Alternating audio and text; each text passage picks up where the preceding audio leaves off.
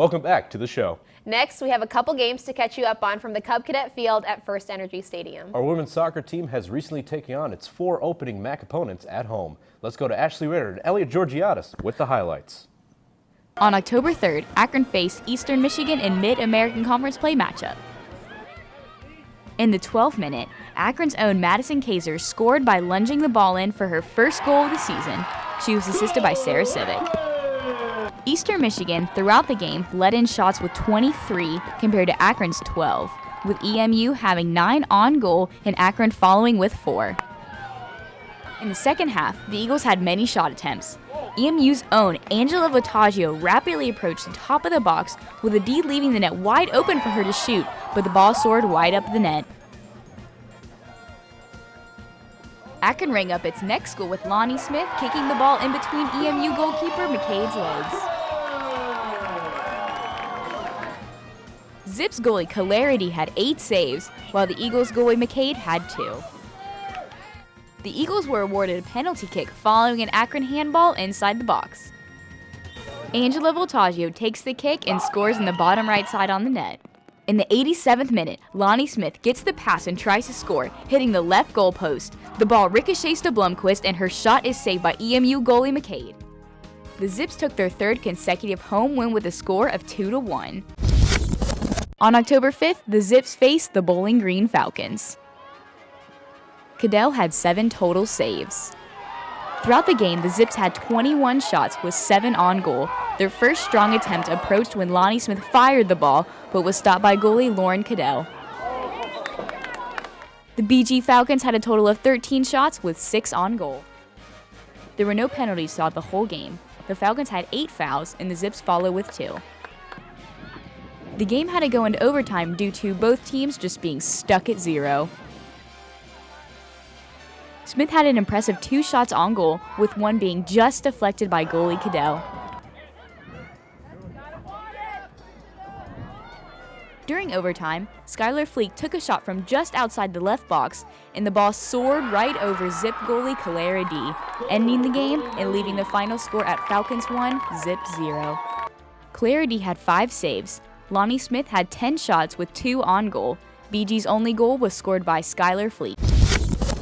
The women's soccer team recently took on Western Michigan in a tough match looking for a win after a loss to Bowling Green.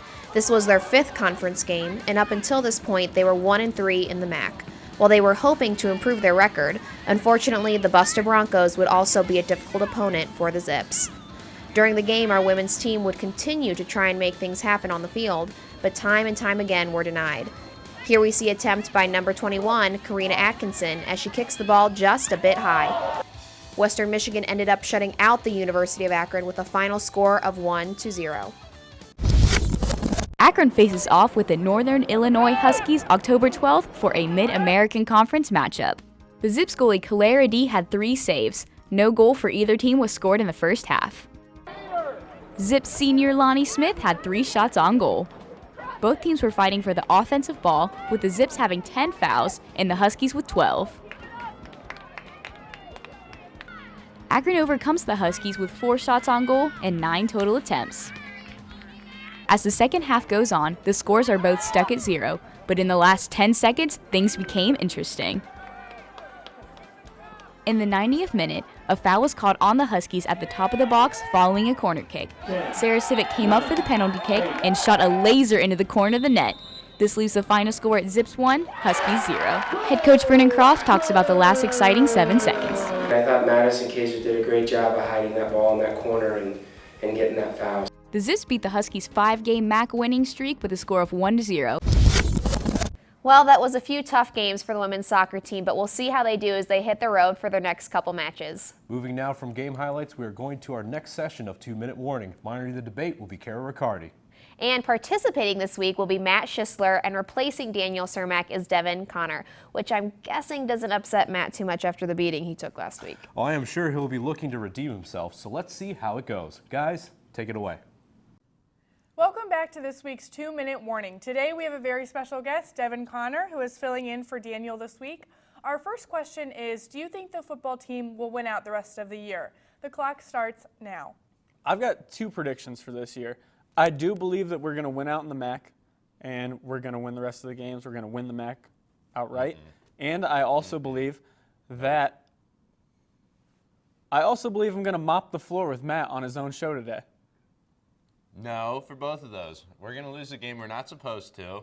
We're going to lose a game to someone like UMass, which is out of nowhere. And then secondly, you're going down today. You're on my show. Yikes, there's a lot of animosity on 2 Minute Warning today. Unfortunately, Devin, I'm going to have to give this point to Matt because even though I'm confident in our record, I do think there will be a surprise loss in there somewhere. On to the next question. The men's soccer program snuck into the top 25 this past week, but lost a tough one to Michigan State. Midway through the season, what do you think the biggest problem the team is facing? I think our biggest issue is that when we play better competition, we have a lot of trouble holding onto the ball and keeping possession. And when you lose the ball quickly, that means we're playing defense a lot, which I think is a big problem. I agree with you, but I think it ultimately comes down to the coaches. We had a problem meshing at the beginning of the year, which is expected, but midway through the season, it definitely is on the coaches if we can't win back-to-back games. That's a problem. Yeah, I agree the coach has a huge impact. However, I do think when we're in those tough games that we're on defense way too much, and if we're on defense, how are we ever going to score? So this point is going to Devin. Back to football. At this point, who would you pick to be the team MVP? Real quick, I want to acknowledge you as the MVP of this show, and I brought you something. Goodness. Devin, how did you know? Where's your present for me? What? Yeah, Matt. Wow. Thanks. You're welcome. Anyways, back to the point. I'm having a hard time singling out one MVP for the team, so I'm just going to go ahead and give it to the entire secondary because they're flying around and making plays, and I think they're doing a great job this year. I'm going to go with someone out of the blue. I'm going to go with our punter, Zach Paul, because our special teams has altered the game against Pitt, against Penn State, and against the two MAC teams we've played so far. So I'm going to go with our punter. Wait, what? Oh, I'm sorry. I was too busy eating these delicious Kit Kats. Anyways, the winner this week is Devin because thanks for the Kit Kats. We'll see you next week on 2 Minute Warning. Told you.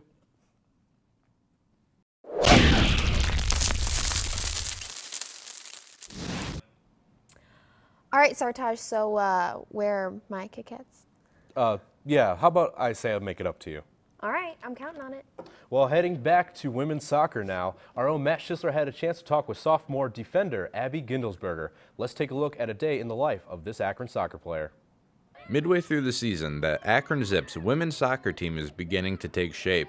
After entering conference play with a winning record and recording a big win over conference favorite Eastern Michigan, the Lady Zips look to make a big impact this season. One of the key features of the Akron defense is sophomore left back Abby Gindlesberger. Part of being a student athlete at any level is learning how to manage your time. Abby, who is a biochemistry major, says keeping everything organized, from practice to class to even snacking, is a tough task. It's just a lot of time. Practicing takes up, a good chunk of your day. Sometimes you're doing weights and then you're getting treatment and then you have practice, so it'll take up 4 hours of your day. And then all of a sudden I have to go to a 3-hour-long lab, so it's just a lot of time. But as long as you measure it out, you bring granola bars and bring apples on the way. I figured out that's really what you need to do. And but yeah, sometimes sleep doesn't always get the most attention. When Abby isn't busy on the pitch or in the lab, relaxing at home with her roommates is one of her favorite things to do. I live with 3 other student athletes, so it seems like we never really have time to do anything else, and if we do, we're just kind of hanging out in the living room, maybe watching TV, but there's usually a book in front of us or a notebook or something that we're doing, but I love spending time with them, so I would definitely say just hanging out with my roommates. Come game day, Abby and her teammates start to get prepared for the match ahead with nutrient-filled meals. On home games, we usually eat around 4 or so, and it's a lot of pasta, some chicken, some vegetables that'll kind of get you going. And on our Sunday games, we have kind of like breakfast in the locker room, lots of bagels, again, peanut butter, bananas, fruit, things like that. So that's usually pretty typical. Following her playing days for the Zips, Abby plans to put her biochemistry degree to good use in the medical field. I think pretty basic. I think just kind of like everyone else, hoping to get a job. I think in medical sales, something along those lines. Looking towards the future, head coach Vernon Croft certainly has a bright leader on and off the pitch coming up his ranks in Abby Gindlesberger. For the ZTV Sports Report, I'm Matt Schisler. Well, it's always great to hear from our athletes at the university, and we wish Abby and the team the best as they continue their season. Now it is time for our final commercial break of the show, but don't worry because when we come back, we still have highlights from the men's soccer game. And Sartaj also sits down with offensive coordinator AJ Milwee. So stick around. This is ZTV Sports Report, your home for everything Akron athletics.